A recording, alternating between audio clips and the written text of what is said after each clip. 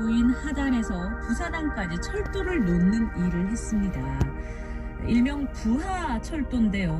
오늘은 이 박기종이란 사람에 대해서 알아보도록 하겠습니다. 자, 관장님. 예. 박기종 어떤 분입니까? 예, 박기종은 그 동구 자천동에서 1839년에 태어났습니다. 네. 어려서 그 서당 교육을 조금 받았다고 하는데요. 일찍이 그 부산의 초랑 외관을 떠나들면서 대일무역에 관여하게 되고, 그래서 일본을 지키게 됩니다. 뒤에는 이러한 일본어 실력으로 소통사라는 통역관으로 활동하게 되죠. 네. 드디어 1876년 근대 개항이 되면서 긴 기술을 따라서 처음으로 일본 통을 받게 되고요. 4년 후인 1880년에도 김홍집을 따라서 두 번째로 일본에 건너갑니다. 네. 이어서 다음해인 1881년에는 홍명식, 박정량 등과 함께 신사유람당의 일원으로 일본을 다시 다녀오게 되죠. 네. 이러한 일본 시찰 뒤에는 그에게 조선소, 철도와 해운, 학교 등과 같은 새로운 문명시설을 둘러보고 깊은 감명을 받게 됩니다. 이것이 훗날 우리나라의 철도 건설 사업과 교육제도의 근대화에 진력하게 된 배경이 되죠. 네. 그리고 1880년 이후로 함께 진출이 두드러지면서 1886년에 우산항 경찰관을 비롯해가지고요. 뒤에는 남해포 첨사, 전령도 첨사, 우산항 경관 등을 거쳤습니다. 그렇군요. 자, 관장님 잠시만요. 저희가 이 재난통신문이 들어온 것이 있어서 이건 먼저 좀 말씀을 드리고 이야기 이어나가도록 하겠습니다. 자, 코로나19 예방접종 후엔 이렇게 하기 여러분들 많이 들어서 잘 알고 계시죠. 접종 전에는 아세트아미노펜 성분의 해열 진통제를 준비하셔야 되고요. 통증 발생 시에는 깨끗한 마른 수건으로 냉찜질, 그리고 접종 부위의 붓기라든지 통증 등이 24시간 이상 지속될 때는 의사의 진료를 받으셔야 되고요. 역시 접종 후 몇 주 동안 호흡곤란, 팔, 다리, 붓기 등의 증상 시에 의사의 진료를 받으셔야 된다는 거 꼭 좀 기억해 주시기 바랍니다. 이상으로 행정안전부에서 알려드렸고요. 자, 긴급정보로 동천로 상황도 들어와 있습니다. 지오플레이스에서 경남공업고등학교 쪽으로 동서고가도로 범내골 나들목 입구 쪽입니다. 승용차, 화물차 추돌 사고가 나서 이 주변으로 지체가 심하다고요. 김동욱 통신원 고맙습니다. 자, 과장님.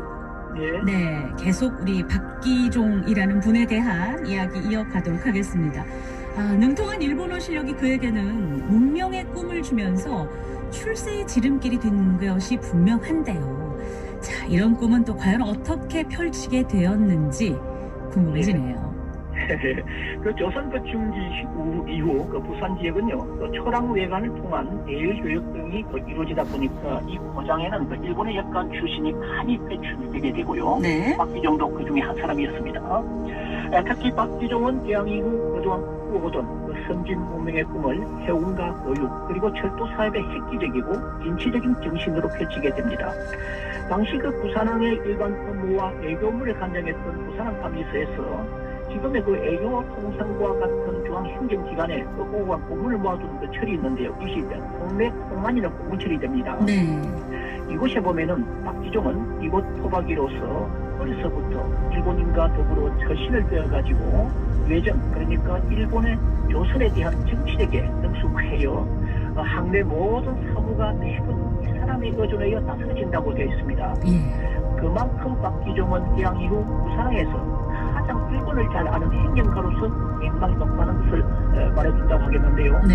이게 그 꿈을 펼치는데 가장 큰 힘이 되었다고 보아집니다. 부산에서 펼친 교육사업은 1895년에 세운 부산 최초의 신식학교인 개성학교가 아닌가 합니다. 그 다음으로 해운업에 뛰어들었다고 하는데 어떻게 이 사업은 좀 성공을 했을까요? 한마디로 성공을 못했습니다. 그는 1886년 부산항 경찰관으로 있으면서 기승회사 설립에 관여하게 됩니다. 네. 요즘 같으면 공직자로서 있을 수 없는 일이지만 당시로서는 그 겸직이 가능했던 것 같습니다. 드디어 1889년에 기승회사를 설립하여 그 다음 해에 일본에서 국내한이라는 그 하부서를 도입합니다. 그리고 일본인 30명을 고용해서 2, 3일에 한 번씩 부산항을 출항해서 국부를 거쳐 삼당빈까지 편도 8시간을 운행하게 되죠. 네.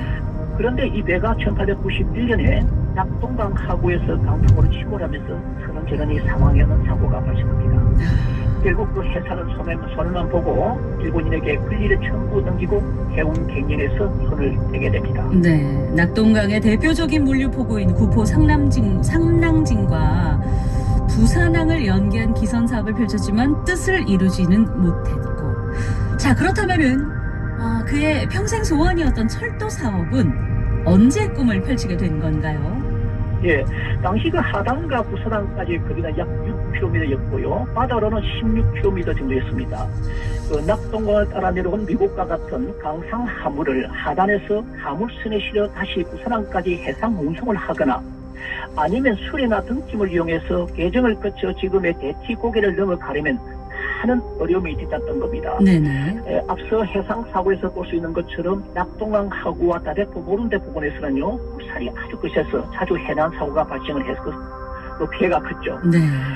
그리고 날씨가 고르지 못할 때에는 운항이 어려워가지고 화물 수송에도 많은 차질이 생길 수밖에 없었습니다. 그렇죠. 이선 사업을 하면서 이러한 현실을 직시한 그로서는요 오랫동안 품어왔던 그 철도 계획 사업에 손을 댑니다. 그 철도 사업이 부하 철도일 텐데 어떻게 승인은 쉽게 나왔습니까? 예, 1897년 9월에 처음 낸 것은요 서류 미비로 기각이 됐고요.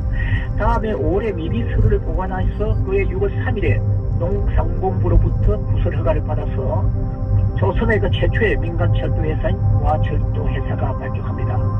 회사는 그 부하는 부산항이나 부자, 하단포의 하자, 그 첫 글자를 딴 그 회사명이 된 거요. 네네. 낙동강 하구에서 첫 번째 물류의 집단 지역인 하단포와 부산항 간의 노선에 갱편철도를 놓는 사업이었습니다.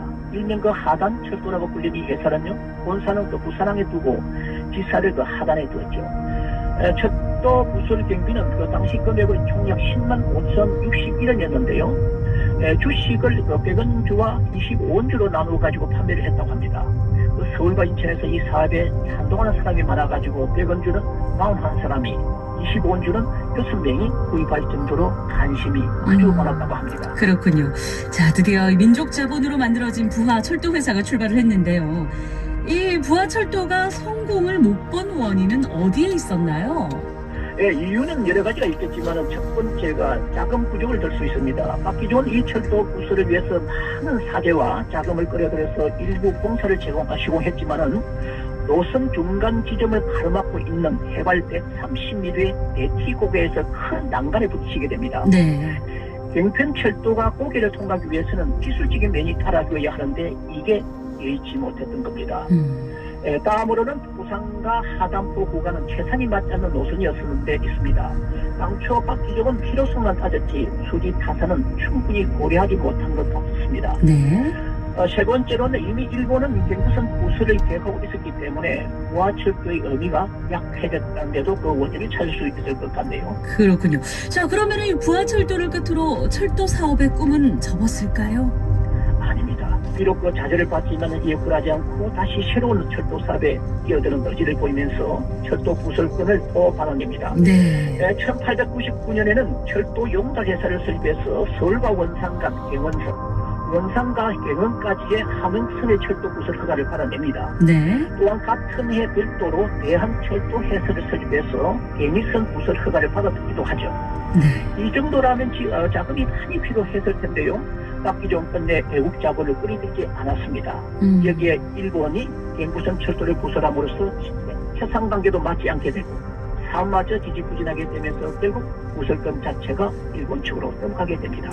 민족 자본으로 철도 사업의 꿈을 펼치고 싶었지만 사업을 펼치기에는 현실적인 어려움이 정말 컸던 것 같습니다. 어떻게 이후에 또 도전을 했나요? 예, 여러 번 실패를 거듭했지만은 여기서 또 좌절하지 않고 또 도전을 합니다. 네. 1902년에는 영남 지선철도회사를 설립해서 삼남진과 마산을 연결하는 삼마철도선 건설 인가를 받아냅니다. 네. 이것마저도 온갖 술수의 농간으로 착공조차 못하고 끝내 일본의 경부 철도 회사에 넘어가고 맙니다. 이처럼 그런 평생 동안 철도 부설의 뜻을 두었고 국내 철도는 민족 자본 회사에 의해서 건설돼야 한다고 주창했던 사람이었습니다. 네. 그러나 날로 일본 침략이 심해지고 그의 뜻은 끝내 이루어질 수 없었습니다.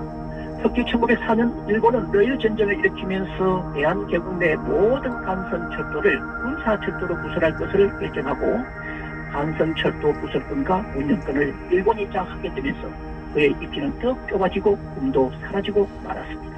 네, 알겠습니다. 관장님 오늘 여기까지 할게요. 말씀 잘 들었습니다. 예, 수고하세요. 네.